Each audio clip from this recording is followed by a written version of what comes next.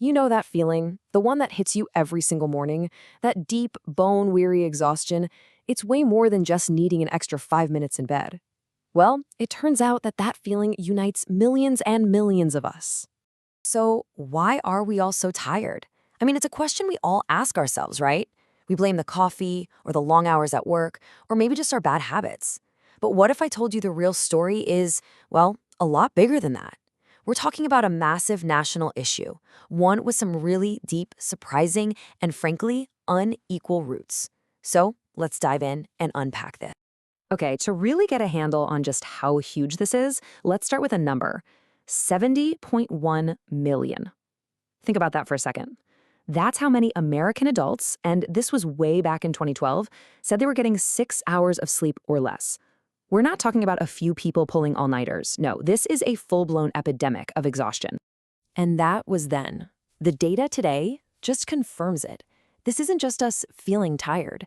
The American Academy of Sleep Medicine says more than 1 in 3 of us, yeah, a third of all U.S. adults, are running on a sleep deficit. Like, all the time. As a whole country, we're just chronically under-rested. But here's where the story gets really interesting. Because the real question is, who's carrying the heaviest burden? Right, so we're talking about the Great Sleep Divide. Because as it turns out, this epidemic of being tired all the time, it's not something we all experience in the same way. Not at all. You know, for the longest time, we had this image in our heads of who the sleep-deprived person was. The type A professional, right? The executive burning the midnight oil to climb the corporate ladder. Well, it turns out that picture is just wrong. The research shows the real story is about inequality. And this quote from Wendy Troxel over at the Rand Corporation, wow, it just completely flips that old idea on its head. She says, low-income individuals and racial minorities are actually at greatest risk. So the people who are suffering the most from a lack of sleep, it's not the folks at the top of the ladder. It's the ones facing the biggest social and financial hurdles. And the numbers, they're just staggering. Get this. A study from 2015 found that compared to white people, Black Americans were 5 times more likely to not get enough sleep. 5 times! And for Hispanic and Chinese Americans, it was twice as likely. This isn't just a little gap we're talking about, it's a massive chasm. So why does this matter so much? Well, this goes way beyond just feeling a little groggy at your desk.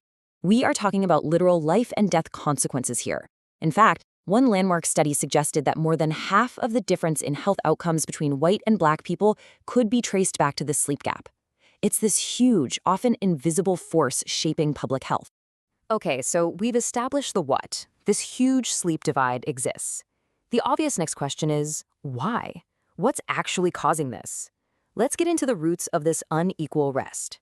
Here's that powerful quote from Wendy Troxel again. Your zip code matters as much as your genetic code. Just let that sink in. What she's saying is that where you live can literally be as important for your health as your own DNA. So, what does that actually look like on the ground? Well, for starters, your environment can basically be an enemy of sleep. Think about it. Low-income neighborhoods often have way more light pollution from streetlights just blasting into bedrooms all night.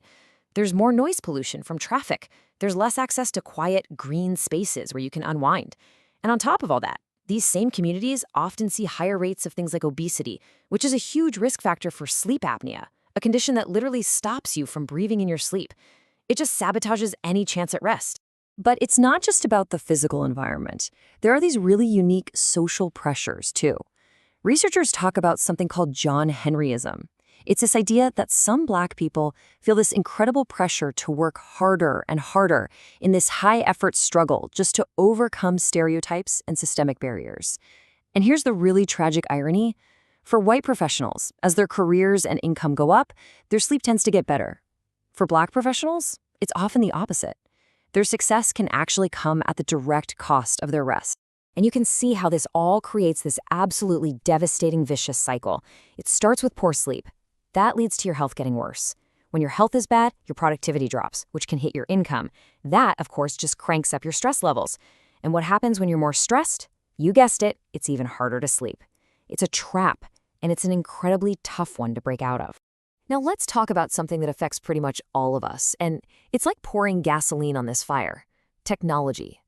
specifically the tech we bring with us after dark. Get ready for this number, 90%. That's right, 90. That's how many of us use some kind of electronic device within an hour of trying to go to sleep. I mean, we are a nation just glued to our screens, right up until the moment we turn out the lights. Okay, but here's a super important point from the research. Not all tech is the same when it comes to wrecking your sleep. There's passive tech, like watching a TV show or listening to music. That's not so bad. But then there's interactive tech. And that's the real killer.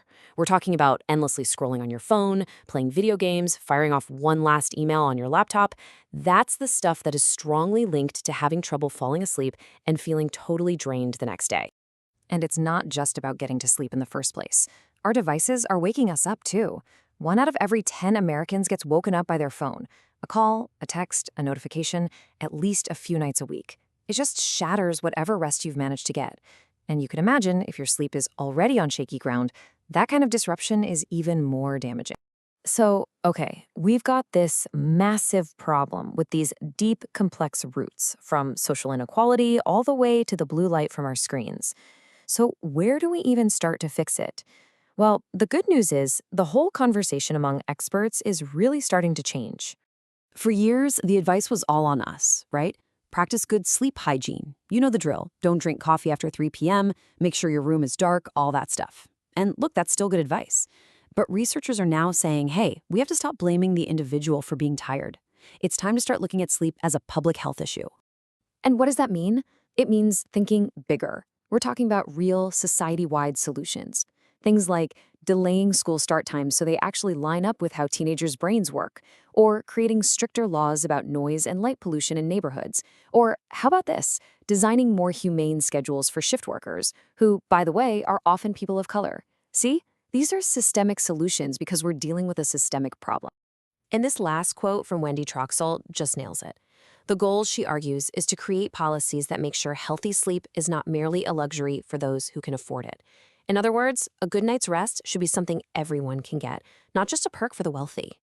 Which really brings us to the final bottom line question for all of us. In a society that's this tired, this unequal, and this plugged in 24/7, what's the answer?